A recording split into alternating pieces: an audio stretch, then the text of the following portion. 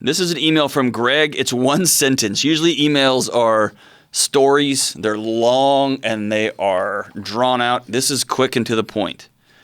Greg asks, can you tell me, Dr. D, how you feel about the cancel culture? How do I feel about the cancel culture? Man, here we go, Greg. Here's what I think about the cancel culture. I think, number one, I think this idea that we go dredging through minutes, years, decades of people's lives, trying to find the worst things they have done, the stupid things they have said, the times they fell down when getting on a bike, and we drag that stuff up to the front. We drag that up to the now, and we hold them accountable for things they did when they were children, when they were younger, when they were immature, when society said, here's a different story, here's a different narrative. I think that's dangerous. I think that's unfounded, and I think that's ridiculous, quite honestly. I love the idea of education.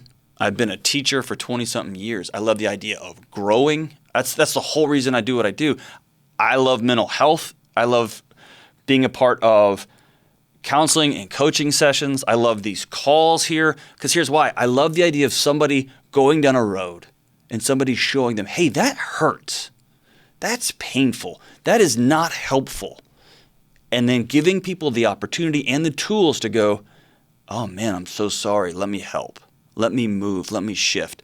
Because the one thing that is sure to shove people's hearts and their actual motives and their ability to change who they are way underground is to let them know the moment you pop your head above ground, I'm going to cut it off.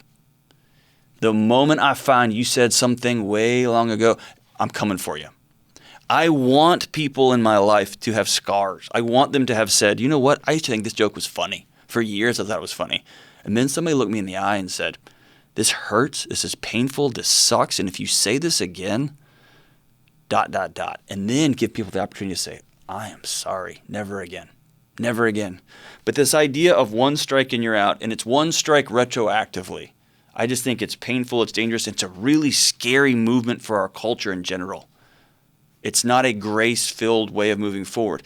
That said, if you are an idiot, if you've got things in your past that you need to repent of, that you need to come out and say, dude, I used to think these jokes were funny. I used to treat people like this. I used to fill in the blank. You've got to decide to be different, right?